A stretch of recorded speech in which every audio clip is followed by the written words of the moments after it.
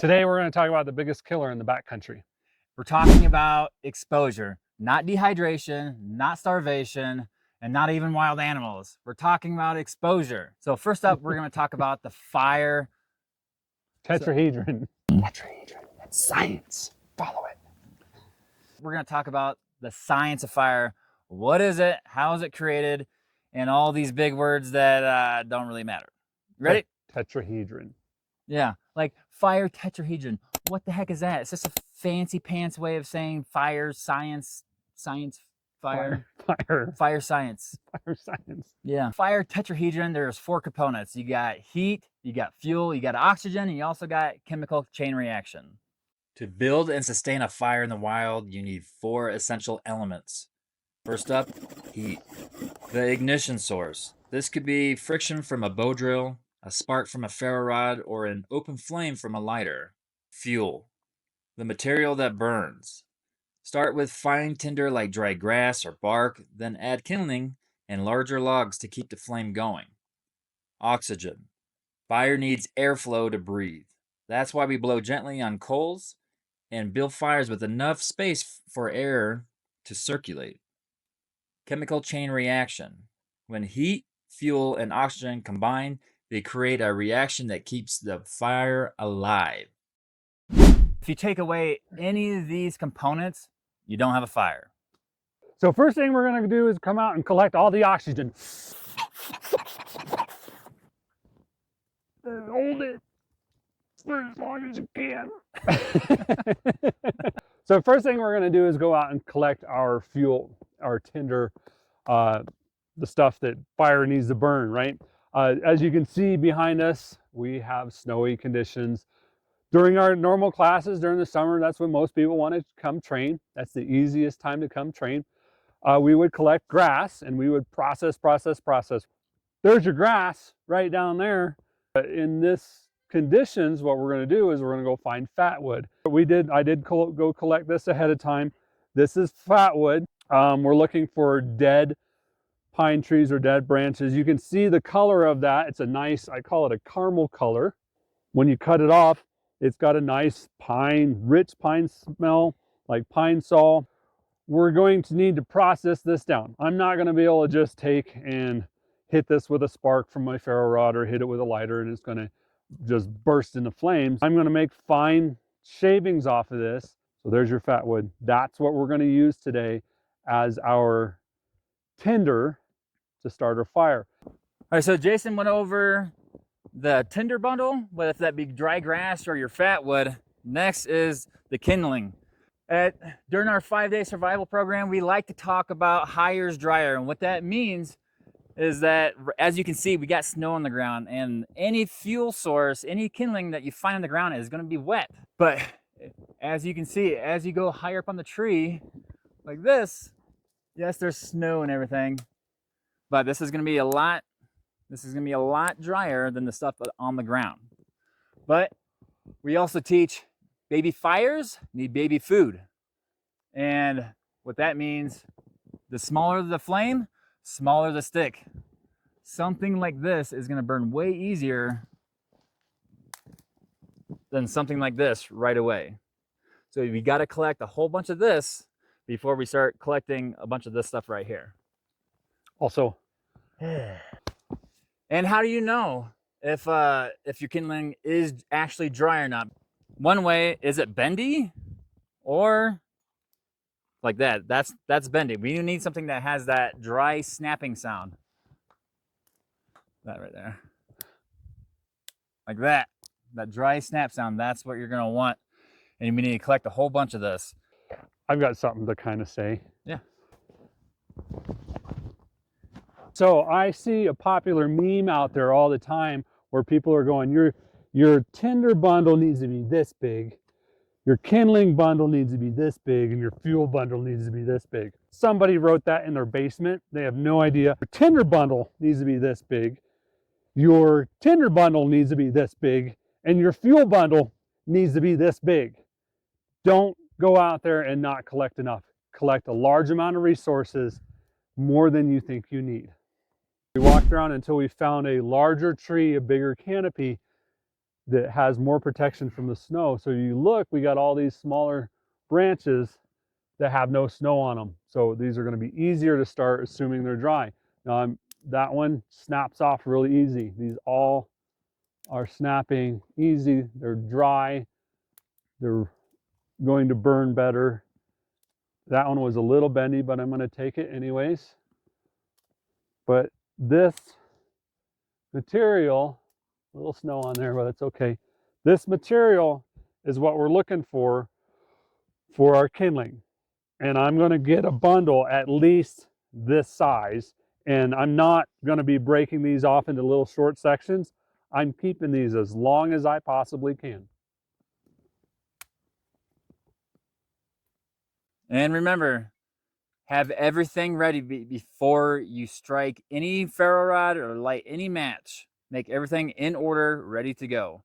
So that way you're not scrambling around, especially if you're in a survival situation. If you're out camping around, okay, whatever, I get it. But in a survival situation, have everything in order because, again, time matters. At the Survival University, we teach our students the plumber's vise. Put it behind your knee and then out to the side and make sure you don't cut your dogs. And so this way you can safely, you press down right here and you can safely cut anywhere in the woods.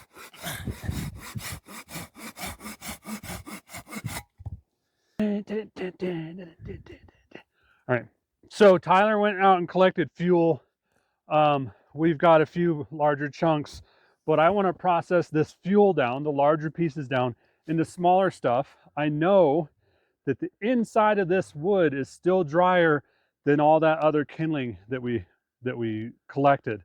The amount of snow and rain that we got last night and yesterday, that stuff is probably still a little bit damp. So this is going to be far drier. I just need to process this down. I've got my baton and our trusty survival sword, the Gallantry. This is a TSU original design knife. A lot of people use axes. I'm not an axe man. If you are an axe man, there's different ways to do this. A lot of YouTube videos, you can go check out axes. But one thing, whether you're using a knife or an axe or a hatchet or whatever, we're not doing this, right? We're not chopping into this and moving our hand. Eventually, you're going to lose that game. So, a lot of controversy on batoning knives or batoning with knives. I don't care. I baton. So what I'm going to do is I'm going to lay the blade on there, make sure I'm stable, take my baton here, and I'm going to drive it through the wood. And I'm going to try to keep things off the ground if possible. I'm not, you notice I've got a wooden working surface. I'm not going to be doing this on stone. If possible, I'm not going to be doing it straight on the ground because I want to preserve my blade. I don't want to be hitting this on rocks or whatever. And I'm going to split these down into the smallest size pieces I possibly can and them still be nice and long. All right, ideally what I want to do is get a bunch of pieces that are pinky size or smaller, and the inside of that is nice and dry as long as I don't sit it on the cold, wet ground. As you can see, everything around here is wet right now. Last night it rained, it snowed, and then even after we started collecting this stuff, snow came down off the treetops and it's just getting our kindling. Everything is getting wet. So, but there's one way around this, and it is fatwood. And there is one fatwood technique that I like to teach you that was taught to me by a man named Hutch, one of the instructors here at the Survival University. It's called the Fatwood Spike, and it's exactly how it sounds. You take a sliver of fatwood and you make it into a little spike. You can drive this into a stump. You can drive this into the ground. And then you take your fatwood shavings and you stick it directly into the middle. And you hit this with your ferro rod. And once that starts cooking, it's going to start traveling up this fatwood spike. And just like Vaseline and a cotton ball, it's going to last for a really, really long time. And it's going to give wet, damp wood the best chance to ignite. And also, when you're shaving down your fat wood or just making shavings from any type of wood whatsoever, that's why having a knife that has a nice crisp 90-degree edge, so that way you can easily create shavings. As you can see from that, I'm already creating some more shavings for our pile.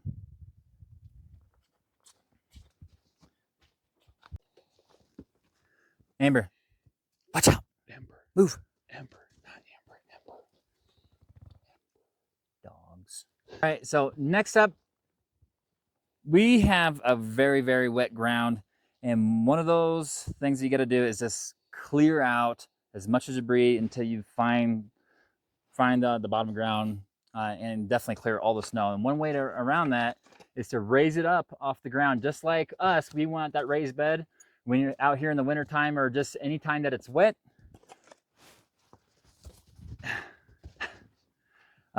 We want to make a raised bed for our fire. And one way to do that is take some fuel, this is going to end up being part of the fire anyway.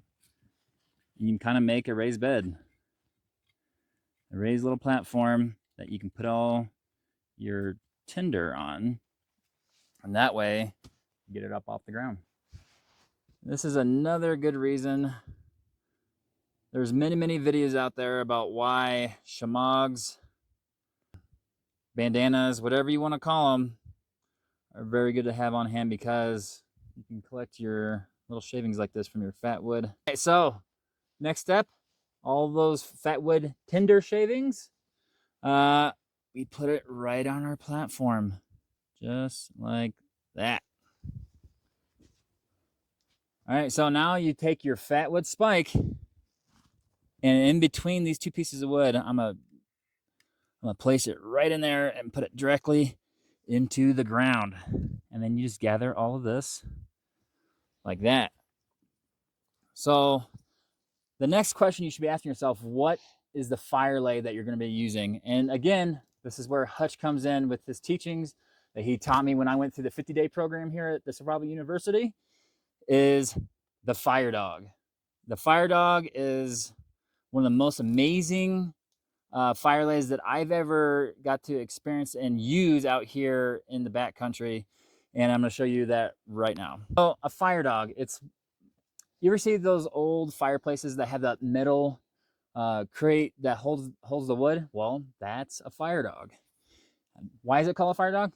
I don't know. Look it up, Google it. But anyway, a fire dog is going to have a log placed right here, and then you will lean all your tinder, all your kindling, everything against that log.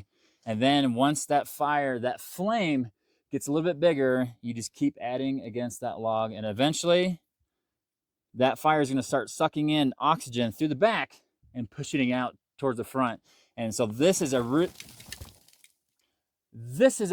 good fire lay for a personal fire. It's not one if you have a big crowd of people. You can use a teepee, you can use a log cabin for that one.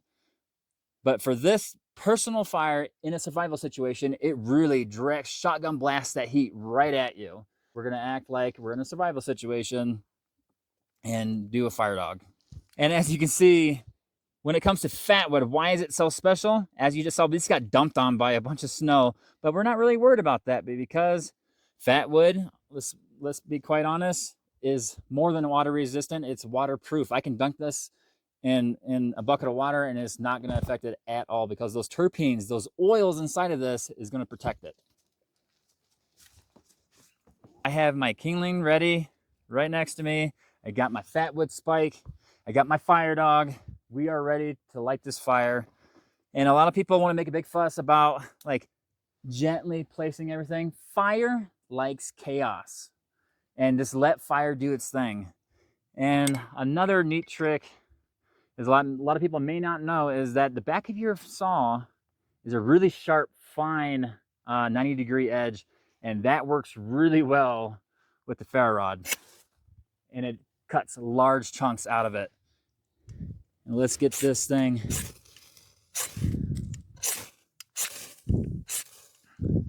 And as you can see, that fat wood is already on fire. Now we just need it.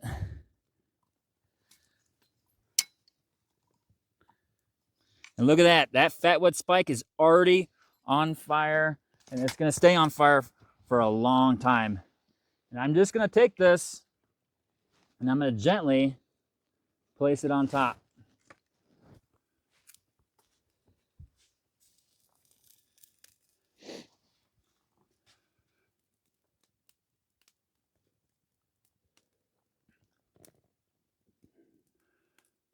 So once these flames start eating through this kindling and it starts reaching up here, it's asking for more fuel. And as what it looks like right now, it's just eating some of the kindling right now and growing into a bigger flame. You got some kindling that's overhanging and not being utilized, snap those off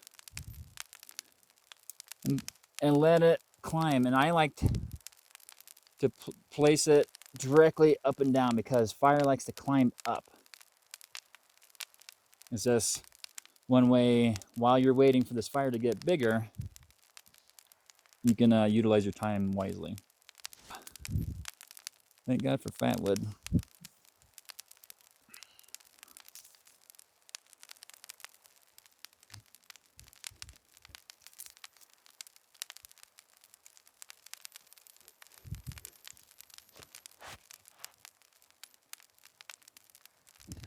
Anybody that's ever spent any amount of time in the woods knows that there's a certain part in the beginning of making a fire. You just don't walk away from it. You gotta baby it. You gotta add those little twigs. You gotta add those little things to make sure that this is going to stay lit. Once it's really established, that's when you can walk away from it to gather more fuel. And right now, it's getting there. We're not quite there yet. And that's why I'm just gonna start adding a little bit more pieces of fuel to the fire